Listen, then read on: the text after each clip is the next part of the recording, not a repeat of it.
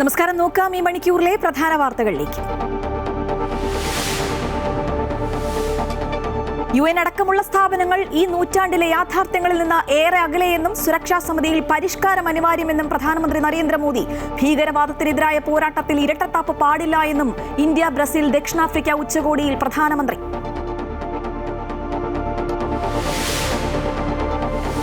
ചണ്ഡീഗഡിനെ 240 അനുച്ഛേദത്തിന് കീഴിലാക്കുന്നത് പരിഗണനയിൽ മാത്രമെന്നും അന്തിമ തീരുമാനമെടുത്തിട്ടില്ലെന്നും കേന്ദ്ര ആഭ്യന്തര മന്ത്രാലയം. വിശദീകരണം കേന്ദ്ര നീക്കത്തിനെതിരെ പഞ്ചാബ് രംഗത്തെത്തിയതോടെ. ശബരിമല സ്വർണ്ണക്കൊള്ളയിൽ അന്വേഷണം ഊർജിതമാക്കിയ SIT. പത്മകുമാറിന്റെ വിദേശയാത്രകൾ വിശദമായി പരിശോധിക്കും. കസ്റ്റഡിയിൽ വാങ്ങാൻ നാളെ അപേക്ഷ നൽകും. ദേവസ്വം ബോർഡ് മുൻ അംഗങ്ങളായ KP ശങ്കർദാസ്, N വിജയകുമാർ എന്നിവരെ വീണ്ടും ചോദ്യം ചെയ്യാനും സാധ്യത. സംസ്ഥാനത്ത് മഴ മുന്നറിയിപ്പിൽ മാറ്റം. വരും ദിവസങ്ങളിൽ മഴ ശക്തമാകും. തിരുവനന്തപുരത്തും കൊല്ലത്തും ഓറഞ്ച് അലർട്ട്. ജാഗ്രത പാലിക്കണമെന്ന് കാലാവസ്ഥാ വകുപ്പിന്റെ മുന്നറിയിപ്പ്.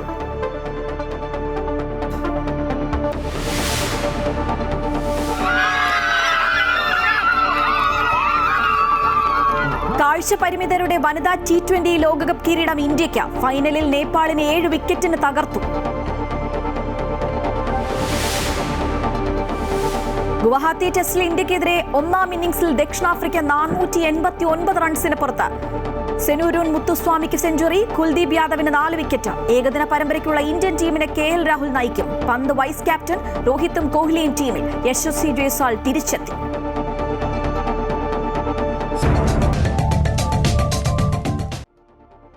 UN അടക്കമുള്ള സ്ഥാപനങ്ങൾ ഈ നൂറ്റാണ്ടിലെ യാഥാർത്ഥ്യങ്ങളിൽ നിന്ന് ഏറെ അകലെയെന്നും സുരക്ഷാ സമിതിയിൽ പരിഷ്കാരം അനിവാര്യമാണെന്നും പ്രധാനമന്ത്രി നരേന്ദ്രമോദി. ഭീകരവാദത്തിനെതിരായ പോരാട്ടത്തിൽ ഇരട്ടത്താപ്പ് പാടില്ല എന്നും ഇന്ത്യ ബ്രസീൽ ദക്ഷിണാഫ്രിക്ക ഉച്ചകോടിയിൽ പ്രധാനമന്ത്രി പറഞ്ഞു. ജോഹന്നാസ്ബർഗിൽ നടക്കുന്ന G20 ഉച്ചകോടിക്കിടെയായിരുന്നു 3 നേതാക്കളും തമ്മിലുള്ള കൂടിക്കാഴ്ച. വ്യാപാരം, നിക്ഷേപം, ഖനനം, നിർണായക ധാതുക്കൾ, ആർട്ടിഫിഷ്യൽ ഇന്റലിജൻസ്, ഭക്ഷ്യസുരക്ഷ എന്നിവ ഉൾപ്പെടെ വിവിധ മേഖലകളിലെ സഹകരണത്തെക്കുറിച്ച് ദക്ഷിണാഫ്രിക്കൻ പ്രസിഡന്റ് സിറിൽ റാമഫോസയുമായി മോദി ചർച്ച നടത്തി. നിലവിലുള്ള ആഗോള വികസന ചട്ടക്കൂടുകൾ പുനർവിചിന്തനം ചെയ്യാനും കൂടുതൽ സമഗ്രവും സുസ്ഥിരവുമായ മാതൃകകൾ സ്വീകരിക്കാനും ലോക നേതാക്കളോട് അദ്ദേഹം ആവശ്യപ്പെട്ടു. ഭക്ഷ്യസുരക്ഷ, ആരോഗ്യ ഇൻഷുറൻസ്, വിള സംരക്ഷണം എന്നിവയിലെ ഇന്ത്യയുടെ പ്രധാന പദ്ധതികൾ വലിയ തോതിലുള്ള ക്ഷേമ വിതരണത്തിന്റെ ഉദാഹരണങ്ങളായി അദ്ദേഹം എടുത്തുകാട്ടി. പഞ്ചാബ് തലസ്ഥാനമായ ചണ്ഡീഗഡിന്റെ നിയന്ത്രണം ഏറ്റെടുക്കാനുള്ള കേന്ദ്ര സർക്കാർ നീക്കത്തിനെതിരെ പ്രതിഷേധം ശക്തം. സംസ്ഥാന വിരുദ്ധ നടപടിയെന്ന് പഞ്ചാബിലെ ഭരണ പ്രതിപക്ഷ കക്ഷികൾ ആരോപിക്കുന്നു. ശൈത്യകാല സമ്മേളനത്തിൽ ഭരണഘടനാ ഭേദഗതി ബിൽ അവതരിപ്പിക്കും. ആർട്ടിക്കിൾ 240 കീഴിൽ ചണ്ഡീഗഡിനെ കൊണ്ടുവരാനാണ് നീക്കം. ഇതോടെ ചണ്ഡീഗഡിന്റെ ഭരണം രാഷ്ട്രപതിക്ക് കീഴിലാവുകയും ലഫ്റ്റനന്റ് ഗവർണറെ നിയമിക്കാനും ആകും. പഞ്ചാബിന്റെയും ഹരിയാനയുടെയും തലസ്ഥാനമാണ് ചണ്ഡീഗഡ്. ഹരിയാന പുതിയ തലസ്ഥാനം സ്ഥാപിക്കാനുള്ള തയ്യാറെടുപ്പിലാണ്. ഈ സാഹചര്യത്തിലാണ് പഞ്ചാബിന്റെ നിയന്ത്രണത്തിലുള്ള ചണ്ഡീഗഡ് കേന്ദ്രഭരണ പ്രദേശമാക്കാൻ കേന്ദ്ര സർക്കാർ നീക്കം തുടങ്ങിയത്. ആം ആദ്മി പാർട്ടിയുടെയും കോൺഗ്രസിന്റെയും എതിർപ്പ് മറികടന്ന് ഭരണഘടനാ ഭേദഗതിയുടെ തീരുമാനം നടപ്പിലാക്കാൻ ഒരുങ്ങുകയാണ് കേന്ദ്ര സർക്കാർ.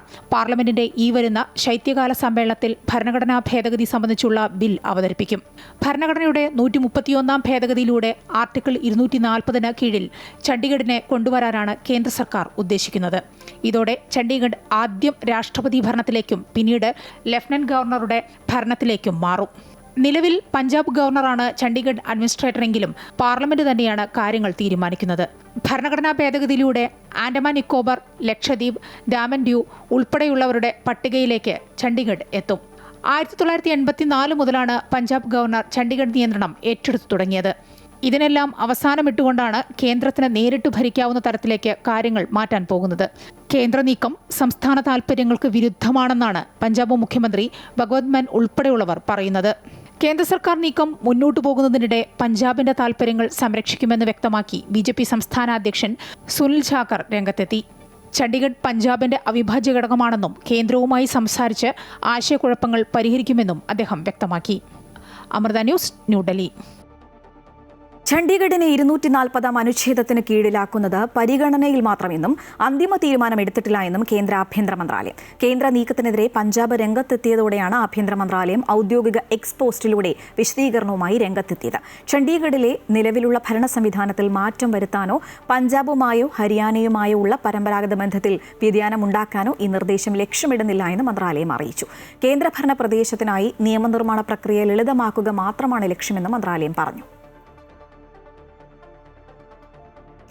ഉത്തരാഖണ്ഡിലെ അൽമോറയിൽ വൻ സ്ഫോടക ശേഖരം കണ്ടെത്തി. 161 ജെലാറ്റിൻ സ്റ്റിക്ക് അടക്കം 20 കിലോ സ്ഫോടക വസ്തുക്കളാണ് കണ്ടെത്തിയത്. ദാബ്ര ഗ്രാമത്തിലെ സ്കൂളിന് സമീപത്തെ കുറ്റിക്കാട്ടിൽ നിന്നാണ് സ്ഫോടക ശേഖരം കണ്ടെത്തിയത്.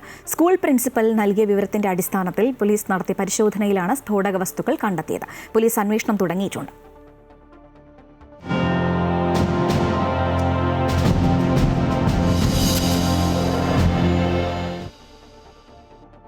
ഡൽഹി സ്ഫോടനത്തിന്റെ ആസൂത്രണവുമായി ബന്ധപ്പെട്ട കൂടുതൽ വിവരങ്ങൾ പുറത്ത്. ഭീകരവാദികൾ തമ്മിൽ ആശയപരമായ തർക്കങ്ങൾ ഉണ്ടായി എന്നാണ് വിവരം.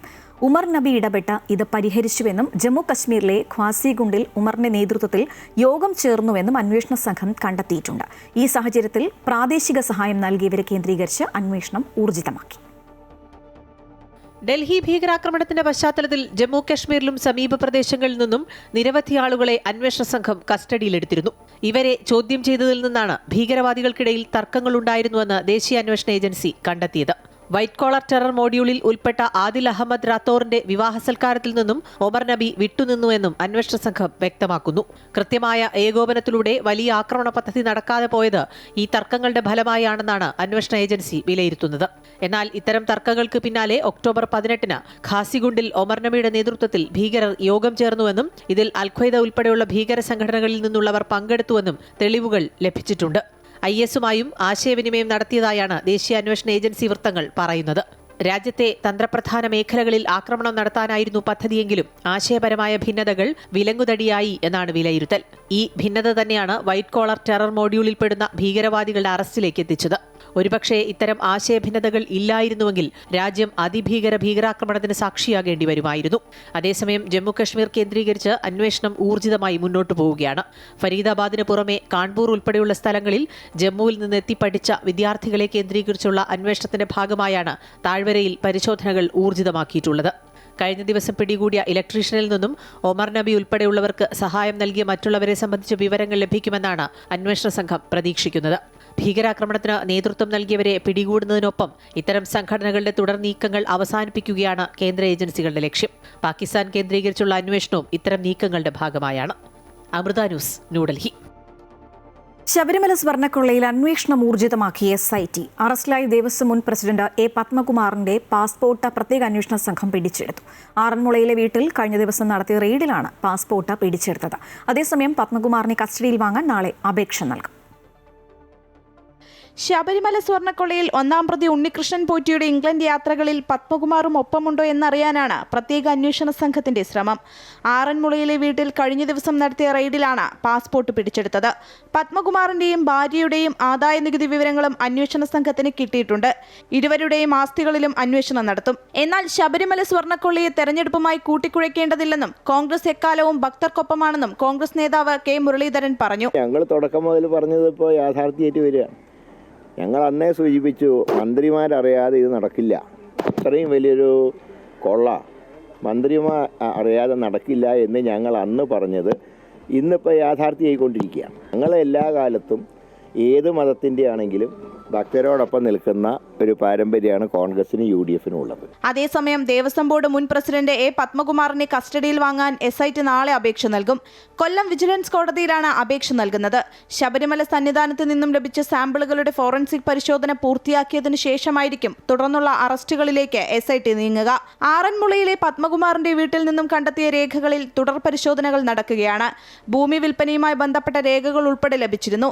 ദേവസ്വം ബോർഡ് അംഗങ്ങളായിരുന്ന KP ശങ്കരദാസ്, N. വിജയകുമാർ എന്നിവരെ വീണ്ടും ചോദ്യം ചെയ്തേക്കുമെന്നാണ് സൂചന. ശബരിമല സ്വർണ്ണക്കൊള്ളയുമായി ബന്ധപ്പെട്ട് നടൻ ജയറാമിന്റെ സാക്ഷിമൊഴിയും SIT ശേഖരിക്കും.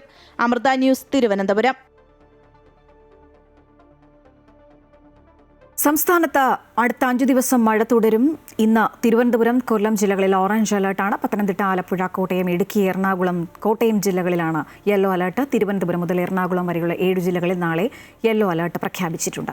കേരള ലക്ഷദ്വീപ് തീരത്ത് മത്സ്യബന്ധനത്തിന് വിലക്ക് ഏർപ്പെടുത്തിയിട്ടുണ്ട്. ഇടിമിന്നൽ സാധ്യതയുള്ളതിനാൽ ജാഗ്രത പാലിക്കണമെന്ന നിർദ്ദേശവും നൽകിയിട്ടുണ്ട്.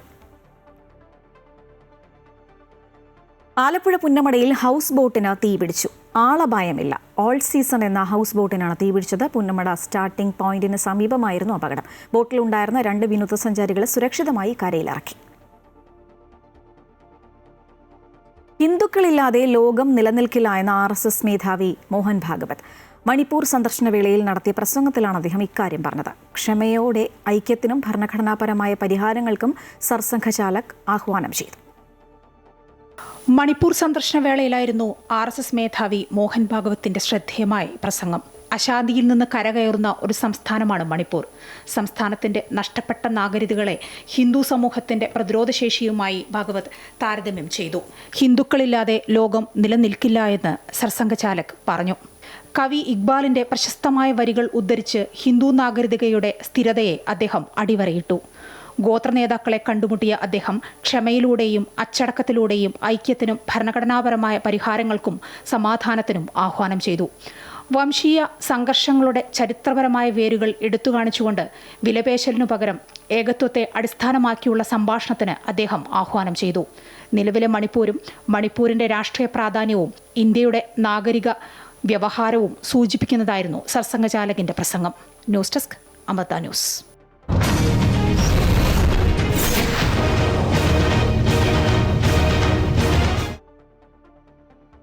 തദ്ദേശ തെരഞ്ഞെടുപ്പിൽ മത്സരിക്കുന്നവരുടെ പത്രികകൾ പിൻവലിക്കാനുള്ള സമയപരിധി നാളെ അവസാനിക്കും. സൂക്ഷ്മ പരിശോധന പൂർത്തിയായപ്പോൾ മത്സരരംഗത്തുള്ളത് ആകെ 98,451 സ്ഥാനാർത്ഥികളാണ്. 2,261 പത്രികകൾ തള്ളിയിട്ടുണ്ട്. തിരുവനന്തപുരം ജില്ലയിൽ മാത്രം തള്ളിയത് 527 പത്രികകളാണ്. മലപ്പുറത്താണ് ഏറ്റവും കൂടുതൽ സ്ഥാനാർത്ഥികൾ. ഏറ്റവും കുറവ് സ്ഥാനാർത്ഥികൾ ഉള്ളത് വയനാടാണ്. തിങ്കളാഴ്ച ഉച്ചയ്ക്ക് 3 മണി വരെ സ്ഥാനാർത്ഥിത്വം പിൻവലിക്കാം. സ്ഥാനാർത്ഥിത്വം പിൻവലിക്കുന്നതിനുള്ള അവസാന സമയത്തിന് ശേഷം റിട്ടേണിംഗ് ഓഫീസർ മത്സരിക്കുന്ന സ്ഥാനാർത്ഥികളുടെ അന്തിമ പട്ടിക പ്രസിദ്ധീകരിക്കും. മലയാളം അക്ഷരമാല ക്രമത്തിലാണ് സ്ഥാനാർത്ഥികളുടെ പേര് പട്ടികയിൽ ഉൾപ്പെടുത്തുക. സ്ഥാനാർത്ഥിയുടെ പേര്, വിലാസം, അനുവദിച്ച ചിഹ്നം എന്നിവയാണ് പട്ടികയിൽ ഉണ്ടാവുക. പാലക്കാട് അട്ടപ്പാടിയിൽ സ്വതന്ത്രനായി മത്സരിക്കുന്ന മുൻ CPM ഏരിയ സെക്രട്ടറിക്ക് CPM നേതാവിന്റെ വധഭീഷണി. പാലക്കാട് അട്ടപ്പാടി അഗളി പഞ്ചായത്തിലെ 18ാം വാർഡിലെ സ്വതന്ത്ര സ്ഥാനാർത്ഥിയായ CPM മുൻ ഏരിയ സെക്രട്ടറി VR രാമകൃഷ്ണനെയാണ് ഫോണിൽ വിളിച്ച് ഭീഷണിപ്പെടുത്തിയത്. CPM Agali local secretary N ജംഷീറാണ് രാമകൃഷ്ണനെ ഫോണിൽ വിളിച്ച് ഭീഷണിപ്പെടുത്തിയത്. നാമനിർദ്ദേശ പത്രിക പിൻവലിച്ചില്ല എങ്കിൽ തട്ടിക്കളയുമെന്നും പാർട്ടിക്കെതിരെ മത്സരിച്ചാൽ കൊല്ലേണ്ടി വരും എന്നുമാണ് ഭീഷണി. അതേസമയം CPM നേതാവിന്റെ ഭാഗത്തു നിന്ന് അങ്ങനെ ഒരു ഭീഷണി ഉണ്ടാകാൻ പാടില്ലാത്തതാണ് എന്ന് CPM പാലക്കാട് ജില്ലാ സെക്രട്ടറി N സുരേഷ് ബാബു പറഞ്ഞു. തെരഞ്ഞെടുപ്പ് ഘട്ടത്തിൽ നേതാക്കൾ ജാഗ്രതയോടെ സംസാരിക്കണമെന്നും സുരേഷ് ബാബു പറഞ്ഞു. അങ്ങനെയുള്ളൊരു കാര്യമൊന്നും CPMന്റെ ഒരു നേതാവിന്റെ ഭാഗത്തും വരാൻ പാടില്ലാത്തുള്ളതാണ്.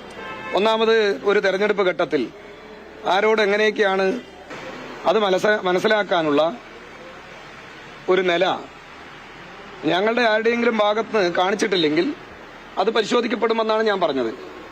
അപ്പോൾ അത്തരം കാര്യങ്ങളെല്ലാം ഞങ്ങൾ കൃത്യമായി പരിശോധിക്കപ്പെടുന്നുണ്ടല്ലോ. അതിന് പകരം എന്തിനാണ് നിങ്ങൾ ഇല്ലാ കഥകൾ ഇങ്ങനെ മെനഞ്ഞുണ്ടാക്കുന്നത്? എന്താ ഇതിന്റെ ആവശ്യം? മഞ്ചേശ്വരം ബ്ലോക്ക് പഞ്ചായത്തിലേക്ക് UDF സ്ഥാനാർത്ഥികളിൽ 3 എണ്ണവും മുസ്ലിം ലീഗിന് നൽകിയതിൽ പ്രതിഷേധിച്ച് കോൺഗ്രസ് ഓഫീസ് നേതാക്കൾ താഴിട്ട് പൂട്ടി. ഫർണിച്ചറുകൾ ഉൾപ്പെടെ എടുത്തു മാറ്റിയാണ് ഓഫീസ് പൂട്ടിയത്. കോൺഗ്രസ് മണ്ഡലം കമ്മിറ്റി പ്രസിഡന്റ് ഹനീഫിന്റെ നേതൃത്വത്തിലാണ് പൂട്ടിയത്. ഉറപ്പായും വിജയിക്കുന്ന 3 സീറ്റുകളിൽ ഒരെണ്ണം കഴിഞ്ഞ കാലങ്ങളിലെല്ലാം കോൺഗ്രസിന് നൽകിയിരുന്നു. ഇത്തവണ 3 എണ്ണവും ലീഗിന് വിട്ടു നൽകിയതിനെതിരെ വലിയ പ്രതിഷേധങ്ങൾ ഉയർന്നിട്ട് ആഴ്ചകളായി. ഇത് സംബന്ധിച്ച DCC പ്രസിഡന്റിനെ അടക്കം പരാതി അറിയിച്ചിട്ടും നേതൃത്വം ഇടപെടാത്തതിനെ തുടർന്നാണ് മഞ്ചേശ്വരത്തെ മണ്ഡലം കമ്മിറ്റി ഓഫീസ് അടച്ചുപൂട്ടിയത്. മുസ്ലിം ലീഗിന് മഞ്ചേശ്വരത്ത് കൂടുതൽ പ്രാതിനിധ്യം നൽകുകയാണെങ്കിൽ ഇവിടെ കോൺഗ്രസ് ഓഫീസിന്റെ ആവശ്യമില്ല എന്ന നിലപാടിലാണ് മഞ്ചേശ്വരത്തെ കോൺഗ്രസ് നേതൃത്വം. തദ്ദേശ തെരഞ്ഞെടുപ്പിൽ മത്സരിക്കുന്ന കോൺഗ്രസിനുള്ളിലെ വിമതർക്ക് മുന്നറിയിപ്പുമായി K മുരളീധരൻ. പത്രിക പിൻവലിക്കാൻ നാളെ വൈകുന്നേരം 3 മണി വരെ സമയമുണ്ട്. അതിനുശേഷം അവർ വിമതരല്ല, പാർട്ടിക്ക് പുറത്താണെന്നും അദ്ദേഹം പറഞ്ഞു. പഞ്ചായത്ത് തെരഞ്ഞെടുപ്പിൽ പുറത്താക്കുന്നവരെ പിന്നീട് തിരിച്ചെടുക്കുമെന്ന പ്രതീക്ഷ വേണ്ടെന്നും മുരളീധരൻ താക്കീത് നൽകി. നാളെ വൈകുന്നേരം 3 മണി വരെ സമയമുണ്ട്. അത് കഴിഞ്ഞാൽ പാർട്ടിക്ക് പുറത്ത്. പിന്നെ വിമതരല്ല. പിന്നെ പാർട്ടിക്ക് പുറത്താണ്. പിന്നെ സാധാരണ ആൾക്കാർക്കൊരു ഫീലിംഗ് ഉണ്ട്, പഞ്ചായത്തിൽ പുറത്താക്കുന്നവരെ അസംബ്ലി വരുമ്പോൾ തിരിച്ചെടുക്കുന്നു. ഇത്തവണ ഞങ്ങൾ തീരുമാനിച്ചിട്ടുള്ളത് പ്രവർത്തകരുടെ ഇലക്ഷന് സഹായിക്കാത്തവർ നേതാക്കന്മാരുടെ ഇലക്ഷനും ആവശ്യമില്ല എന്നുള്ള നിലപാടാണ് പാർട്ടി സ്വീകരിച്ചിട്ടുള്ളത്. ശരിയായ തെരഞ്ഞെടുപ്പ് നടന്നാലുള്ള പരാജയ ഭീതി കൊണ്ട് പലയിടത്തും ദുസ്വാധീനവും കുതന്ത്രവും നടത്തുന്ന CPM-ന്റെ ശ്രമം വിജയിക്കില്ല എന്ന് KPCC president Sunny Joseph MLA. മലപ്പട്ടത്ത് ഒരു ഒപ്പിന്റെ പേരിൽ നാമനിർദ്ദേശ പത്രിക തള്ളിയതും തിരുവനന്തപുരത്ത് വൈഷ്ണവിയുടെ കാര്യവും ഇതിന്റെ തെളിവാണെന്നും സണ്ണി ജോസഫ് കൊല്ലത്ത് പറഞ്ഞു. തദ്ദേശ തെരഞ്ഞെടുപ്പിന്റെ ഭാഗമായി കൊല്ലം പ്രസ് ക്ലബ്ബ് സംഘടിപ്പിച്ച മീറ്റ് ദി പ്രസ് പരിപാടിയിൽ പങ്കെടുക്കുകയായിരുന്നു അദ്ദേഹം. ഞാൻ പറഞ്ഞ മലപ്പട്ടത്തും എല്ലാം കൃത്രിമ മാർഗത്തിലൂടെ തിരുവനന്തപുരത്തെ വൈഷ്ണയുടെ വോട്ടർ പട്ടികയിലെ പേര് തള്ളാൻ എല്ലാം ശ്രമിച്ചത് ശരിയായ തെരഞ്ഞെടുപ്പ് നടന്നാൽ പരാജയം ഉണ്ടാകും എന്ന് മുൻകൂട്ടി കണ്ടിട്ടുള്ള CPM-ന്റെ കുതന്ത്രം തന്നെയാണ്. ഭരണത്തിന്റെ ദുസ്വാധീനത്തിലും കായിക ബലത്തിലും ജയിക്കാനാണ് അവർ പരിശ്രമിക്കുന്നത്. പക്ഷെ അത് വിജയിക്കില്ല, ആ പരിശ്രമം വിജയിക്കില്ല.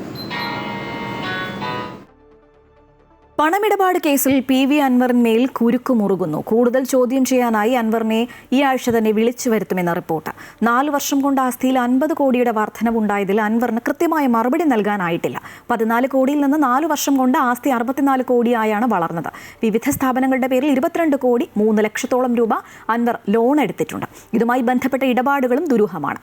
കേരള ഫിനാൻഷ്യൽ കോർപ്പറേഷനിൽ നിന്നെടുത്ത വായ്പകൾ വകമാറ്റിയതായും ED കണ്ടെത്തിയിട്ടുണ്ട്. അൻവറിന്റെ ഉടമസ്ഥതയിലുള്ള PVR ഡെവലപ്പേഴ്സിന്റെയും ഡ്രൈവർ സിയാദിന്റെ ഉടമസ്ഥതയിലുള്ള മാലാങ്കുളം കൺസ്ട്രക്ഷൻസിന്റെയും പേരിലാണ് KFCയിൽ നിന്ന് കോടികൾ വായ്പ എടുത്തത്. ഒരേ ഈടുകൾ നൽകിയായിരുന്നു 2 വായ്പകൾ തരപ്പെടുത്തിയത്. കരൂർ ദുരന്തത്തിന് ശേഷം TVK നേതാവും നടനുമായ വിജയുടെ പൊതുജന സമ്പർക്ക പരിപാടിക്ക് വീണ്ടും തുടക്കം. കാഞ്ചീപുരത്തെ കോളേജിലായിരുന്നു ആദ്യ പരിപാടി. പരിപാടിയിൽ 2000 പേർക്ക് മാത്രമായിരുന്നു പ്രവേശനം. അനീതികൾക്കെതിരെയാണ് തന്റെ പോരാട്ടമെന്ന് വിജയ് പറഞ്ഞു. DMK-യുടെ ലക്ഷ്യം കൊള്ളയാണ്. നീറ്റ് അവസാനിപ്പിക്കുന്നത് പോലെയുള്ള പൊള്ളയായ വാഗ്ദാനങ്ങൾ TVK നൽകിയിട്ടില്ല എന്ന് പറഞ്ഞ വിജയ് സംസ്ഥാന പട്ടികയിലേക്ക് വിദ്യാഭ്യാസം മാറ്റുക, ജാതി സെൻസസ് നടത്തുക, സമത്വത്തിനായി വാദിക്കുക എന്നിവയുൾപ്പെടെ TVK ഉയർത്തുന്ന വിഷയങ്ങൾ എടുത്തു പറഞ്ഞു. தனிப்பட்ட முறையில் எங்களுக்கும் அவங்களுக்கும் எந்த பிரச்சனையும் கிடையாதுங்க. எந்த வாய்க்கா வரப்பு தகராறுலாம் எதுவுமே கிடையாதுங்க. அப்படியே இருந்தாலும் அது நம்ம கண்டுக்கவே போறது இல்லைங்க. தனிப்பட்ட முறையில் அவங்களுக்கு வேணா நம்ம மேல வன்மத்தோடு இருக்கலாங்க. ஆனா நாமெல்லாம் அப்படி கிடையவே கிடையாதுங்க. ஆனா உங்களை என்ன நம்ம எல்லாரையும் பொய் சொல்லி நம்ப வச்சு ஓட்டு போட வச்சு ஏமாத்தினாங்கல்ல,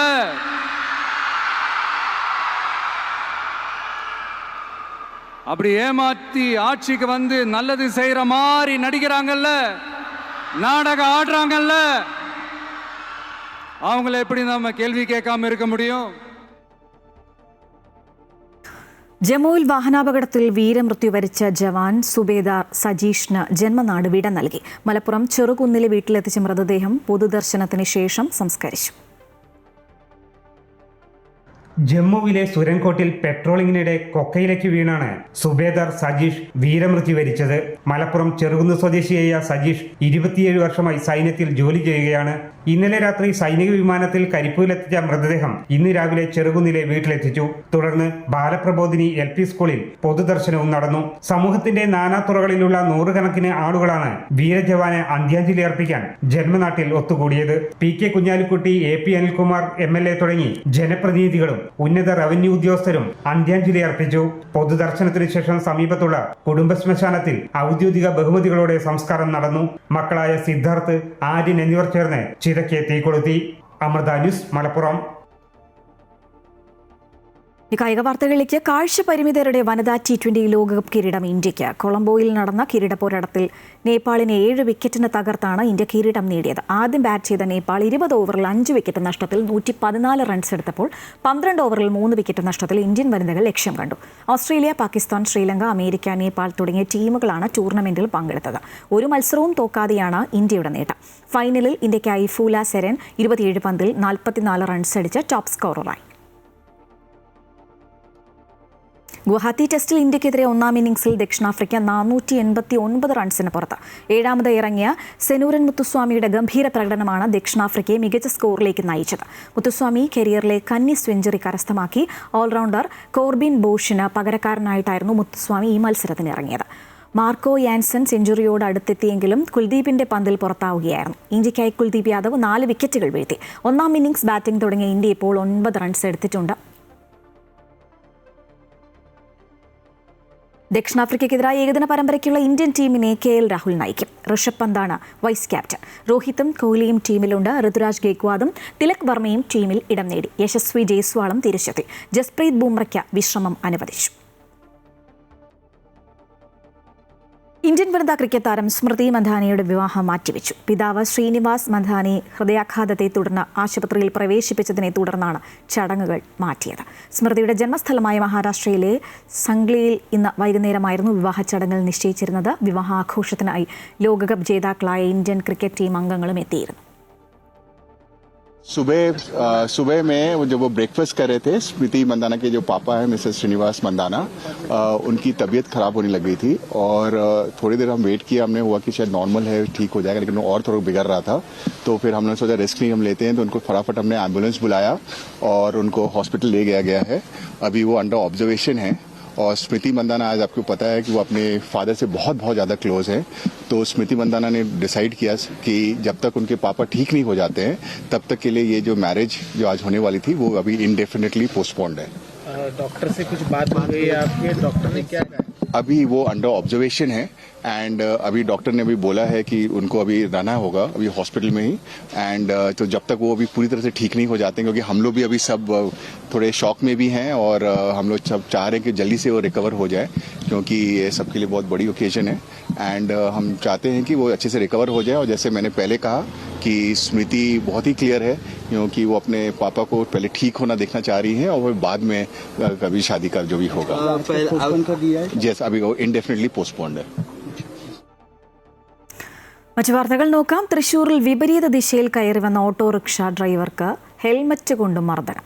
ബൈക്ക് യാത്രക്കാരൻ ഹെൽമറ്റ് ഊരി ഓട്ടോറിക്ഷ ഡ്രൈവറുടെ തലക്കടിച്ചു. തൃശൂർ പൂച്ചിങ്ങിപ്പാടം സെന്ററിലാണ് സംഭവം നടന്നത്. ഓട്ടോറിക്ഷ ദിശ മാറി വന്നതിനെ തുടർന്നുണ്ടായ വാക്കേറ്റം കയ്യാങ്കളിയിലേക്ക് പോവുകയായിരുന്നു. തുടർന്ന് ഓട്ടോറിക്ഷയിൽ നിന്നും പുറത്തിറങ്ങിയ ഡ്രൈവറുടെ തലയ്ക്ക് ബൈക്ക് യാത്രികൻ ഹെൽമറ്റ് കൊണ്ടടിച്ചു.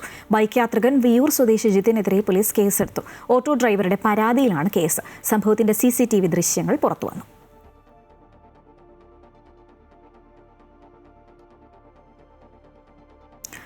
കൊച്ചിയിൽ CPOയെ ഭീഷണിപ്പെടുത്തി പണം തട്ടിയ കേസിലെ SIക്ക് സസ്പെൻഷൻ. പാലാരിവട്ടം സ്റ്റേഷനിലെ SI KK ബൈജുവിനെയാണ് സസ്പെൻഡ് ചെയ്തത്. നിലവിൽ ഇയാൾ ഒളിവിലാണ് എന്നാണ് വിവരം. സ്പായിൽ പോയ വിവരം ഭാര്യയെ അറിയിക്കുമെന്ന് പറഞ്ഞ് ഭീഷണിപ്പെടുത്തിയാണ് SI 4 ലക്ഷം തട്ടിയത്. തട്ടിയെടുത്തതിൽ 2 ലക്ഷം ബൈജുവിന് ലഭിച്ചതായിട്ടാണ് കണ്ടെത്തൽ. എറണാകുളത്ത് 3 അന്തർ സംസ്ഥാന വാഹന മോഷ്ടാക്കൾ പിടിയിൽ. KP അബൂബക്കർ സിദ്ദിഖ്, ഷാജിദ് എന്നിവരാണ് പനങ്ങാട് പോലീസിന്റെ പിടിയിലായത്. നെട്ടൂർ സ്വദേശിയുടെ പുതിയ സ്വിഫ്റ്റ് കാർ മോഷണം പോയ കേസിലെ അന്വേഷണത്തിനൊടുവിലാണ് പ്രതികളെ പിടികൂടിയത്. 3 പേരും നിരവധി കേസുകളിൽ പ്രതികളാണ് എന്ന് പോലീസ് അറിയിച്ചു. ഫസ്റ്റായിട്ട് നമ്മളത് കണ്ടപ്പോഴാണ് നമുക്ക് മനസ്സിലാണ് ഈ സ്ഥലം മനസ്സിലായോ. നമ്മൾ ചെയ്യാൻ വിചാരിച്ചു കഴിഞ്ഞാൽ ഇന്നലെ രാത്രിയിലാണ് പനങ്ങാട് പോലീസ് KP അബൂബക്കർ സിദ്ദിഖ്, ഷാജിദ് എന്നിവരെ പിടികൂടിയത്. 2023 നെട്ടൂർ സ്വദേശിയുടെ പുതിയ സ്വിഫ്റ്റ് കാറും മോഷണം പോയ കേസിലെ അന്വേഷണത്തിനൊടുവിലാണ് പ്രതികളെ പിടികൂടാനായത്. രാത്രി 1 മണിക്ക് കാറിന്റെ സെൻട്രൽ ലോക്ക് തകർത്താണ് പ്രതികൾ വാഹനം കടത്തിക്കൊണ്ടുപോയത്. ഇതിനായി ഉപയോഗിച്ച സോഫ്റ്റ്വെയറിനെ കുറിച്ച് പോലീസ് അന്വേഷിക്കുന്നുണ്ട്. റോഡ് മാർഗം കാർ തമിഴ്നാട്ടിലെത്തിച്ച് പൊളിച്ചു വിൽക്കുകയായിരുന്നു. വാഹനത്തിന്റെ എഞ്ചിൻ കണ്ടെത്താൻ സാധിച്ചു. 2005 മുതൽ നിരവധി പോലീസ് സ്റ്റേഷനുകളിലായി പ്രതികൾക്കെതിരെ കേസുകളുണ്ട്. 1-ാം പ്രതി KP അബൂബക്കറിന്റെ പേരിൽ 25ഓളം കേസുകൾ നിലവിലുണ്ട്. എല്ലാം മോഷണ കേസുകളാണ്. ക്ഷേത്രങ്ങളിലെ മോഷണം, വാഹനമോഷണം തുടങ്ങിയവ ഇതിൽ ഉൾപ്പെടുന്നു. 2-ാം പ്രതി അബൂബക്കർ സിദ്ദിഖ് MDMA അടക്കമുള്ള ലഹരി കേസുകളിൽ പ്രതിയാണ്. 3-ാം പ്രതി ഷാജിദ് വാഹനമോഷണം, വാഹനം പൊളിച്ചുവിൽക്കൽ, ചന്ദനം, സ്വർണം, കള്ളക്കടത്ത് കേസുകളിലെ പ്രതിയാണ്. കേരള പോലീസിന്റെ ഒരു മികച്ച അന്വേഷണമാണ് ഇപ്പോൾ പ്രതികളിലേക്ക് ഒരു 3 വർഷത്തിന് ശേഷം എത്തിച്ചേർന്നിട്ടുള്ളത്. ഈ വാഹനം പുതിയ വാഹനമായിരുന്നു. അത് പിന്നീട് പൊളിച്ച് പാർട്സുകളാക്കി മറിച്ച് വിൽപ്പനകൾ നടത്തി. ഈ പ്രതികളെ പിടികിട്ടാപ്പുള്ളികളായിട്ട് മറ്റ് പല സ്റ്റേഷനുകളിലും കേസുണ്ട്. പാലക്കാട്, മണ്ണാർക്കാട്, കാസർഗോഡ്, ചെന്തേര തുടങ്ങിയ വിവിധ സ്റ്റേഷനുകളിൽ ഇപ്പോൾ കേസുകളും വാറണ്ടുകളും നിലനിൽക്കുന്നു. തമിഴ്നാട്ടിലല്ല, നേരെ കാസർഗോഡേക്ക് കണ്ടു. കാസർഗോഡ്, ഉപ്പള, പിന്നീട് കർണാടക ബോർഡർ, ആ ഏരിയയിലാണ് ഇതിൻ്റെ പൊളിക്കാനും മറ്റു തുടർന്നുള്ള പരിപാടികളൊക്കെ നടന്നിട്ടുള്ളത്. കർണാടക, തമിഴ്നാട് സംസ്ഥാനങ്ങളിലെ വിവിധ സ്റ്റേഷനുകളിൽ പ്രതികൾക്കെതിരെ കേസുകളുണ്ട്. അമൃത ന്യൂസ്, കൊച്ചി. സ്കൂട്ടറിൽ കറങ്ങി നടന്ന സ്ത്രീകൾക്ക് നേരെ ലൈംഗിക അതിക്രമം നടത്തുന്ന പ്രതി തൃശൂരിൽ അറസ്റ്റിൽ. കണ്ടാണശ്ശേരി ചുവല്ലൂർ പടി സ്വദേശി കിഴക്കേക്കളം വീട്ടിൽ 49 വയസ്സുള്ള അബ്ദുൾ വഹാബിനെയാണ് ഗുരുവായൂർ പോലീസ് അറസ്റ്റ് ചെയ്തത്. രാത്രിയിൽ സ്കൂട്ടറിൽ കറങ്ങി നടന്ന് ജോലി കഴിഞ്ഞു വരുന്ന സ്ത്രീകൾക്ക് നേരെയാണ് ഇയാൾ ലൈംഗിക അതിക്രമം നടത്തുന്നത്. പരാതി ലഭിച്ചതിനെ തുടർന്ന് 50ഓളം CCTV ക്യാമറകൾ പരിശോധിച്ചും പരാതി ലഭിച്ച സ്ഥലങ്ങളിൽ പോലീസ് വേഷം മാറി നടത്തിയ പരിശോധനയിലുമാണ് പ്രതി പിടിയിലായത്. Sub inspector Sunil, civil police ഓഫീസർമാരായ ജോസ്, ജോമോൻ എന്നിവരടങ്ങിയ സംഘമാണ് പ്രതിയെ പിടികൂടിയത്. പാലത്തായി പോക്സോ കേസിൽ ശിക്ഷിക്കപ്പെട്ട അധ്യാപകനും BJP നേതാവുമായ K. പത്മരാജനെ ജോലിയിൽ നിന്ന് പിരിച്ചുവിട്ടു. സ്കൂൾ മാനേജർ പിരിച്ചുവിട്ടുകൊണ്ടുള്ള ഉത്തരവ് പുറപ്പെടുവിച്ചു. കേസിൽ BJP നേതാവായ പത്മരാജൻ ജീവപര്യന്തം തടവിന് ശിക്ഷിക്കപ്പെട്ടിരുന്നു. 10 വയസ്സുള്ള കുട്ടിയെ പീഡിപ്പിച്ച കേസിൽ K. പത്മരാജന് മരണം വരെ ജീവപര്യന്തം തടവും 1 ലക്ഷം രൂപ പിഴയും കോടതി വിധിച്ചിരുന്നു.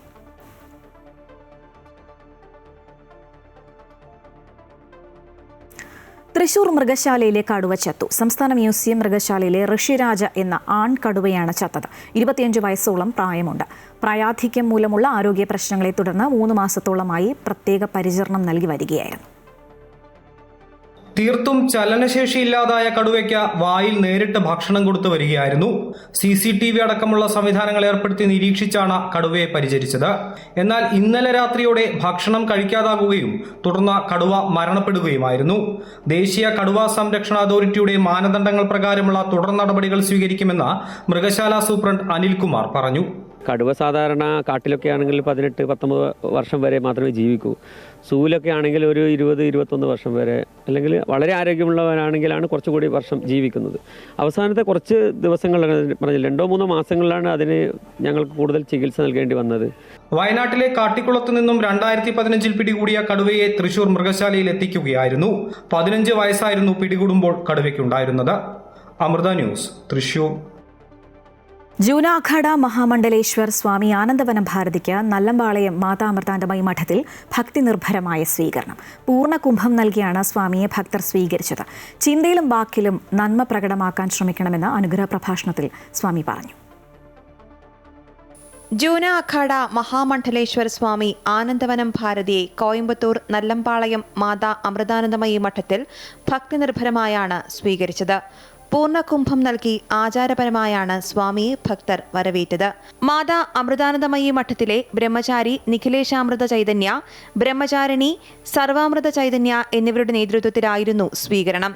ചിന്തയിലും വാക്കിലും നന്മ പ്രകടമാക്കാൻ നമ്മൾ ശ്രമിക്കണമെന്ന് അനുഗ്രഹ പ്രഭാഷണത്തിൽ സ്വാമി പറഞ്ഞു. ആചാരാനുഷ്ഠാനങ്ങൾ പാലിച്ച് സ്വജീവിതത്തിൽ ധർമ്മം പുലർത്താൻ നമ്മൾ ശ്രമിച്ചാൽ അത് രാഷ്ട്രത്തിന് വലിയ ഗുണം ചെയ്യുമെന്നും സ്വാമി ഓർമ്മപ്പെടുത്തി. വരുന്ന മകരമാസത്തിൽ ഭാരതപ്പുഴ തീരത്ത് തിരുനാവായയിൽ മാഘമഹോത്സവത്തിന്റെ ഭാഗമായി നടക്കുന്ന കുംഭമേള വലിയ വിജയമാക്കാൻ എല്ലാവരും യജ്ഞഭാവേന പ്രവർത്തിക്കണമെന്നും സ്വാമി ആഹ്വാനം ചെയ്തു. ജനുവരി 18 തൊട്ട് മാഘപൂർണിമ വരെയുള്ള ദിവസങ്ങളിൽ എല്ലാ ദിവസവും സന്യാസിമാരുടെ കൂടെയുള്ള സ്നാനവും അർച്ചനകളും സത്സംഗങ്ങളും ഹോമങ്ങളും യാഗങ്ങളും എല്ലാം കൂടിച്ചേർന്ന് നടക്കുകയാണ്. നൂറ്റാണ്ടുകൾക്ക് ശേഷം നമ്മളൊരു മഹാസംസ്കൃതിയെ പുനരുജ്ജീവിപ്പിക്കുന്നതിൻ്റെ ഭാഗമായിട്ട് നടക്കുന്ന അതിൽ നിങ്ങളുടെ ഏവരുടെയും എല്ലാ തരത്തിലുള്ള പങ്കാളിത്തം കൂടി ഈ അവസരത്തിൽ അഭ്യർത്ഥിക്കുകയാണ്. പോസിറ്റീവായി ചിന്തിക്കുക, പോസിറ്റീവായി പറയുക എന്നുള്ളത് ഒരു പ്രധാനപ്പെട്ട കാര്യമാണ്. ഈ ചിന്തയിലും വാക്കിലും ഈ ഒരു പോസിറ്റിവിറ്റി വന്നു കഴിഞ്ഞാൽ നമ്മുടെ പ്രവൃത്തികളിലും അത് വരും. അപ്പോൾ സ്വാഭാവികമായിട്ടും നമ്മുടെ ചിന്ത നമ്മളെയും പ്രവർത്തിപ്പിക്കും, ചുറ്റുമുള്ളതിനെയും പ്രവർത്തിപ്പിക്കും. അമൃത ന്യൂസ്, കോയമ്പത്തൂർ.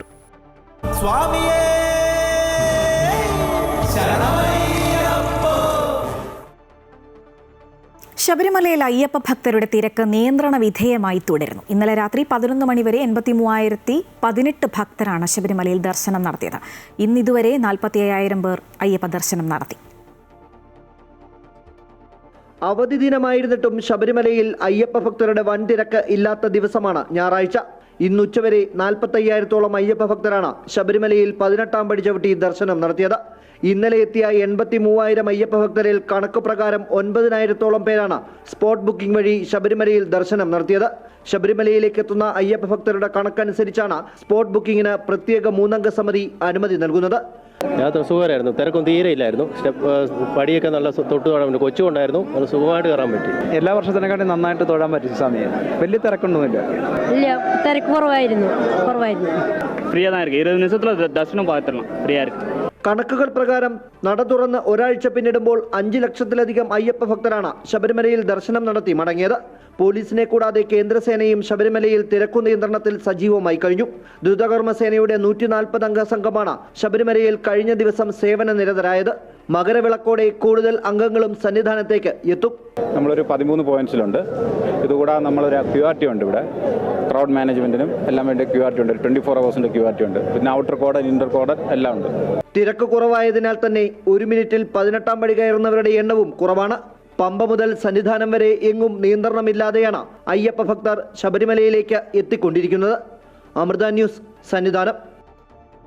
ശബരിമലയിൽ അല്പസമയത്തിനകം ദീപാരാധന നടക്കും. സന്നിധാനത്തു നിന്നുള്ള തത്സമയ ദൃശ്യങ്ങളിലേക്ക്.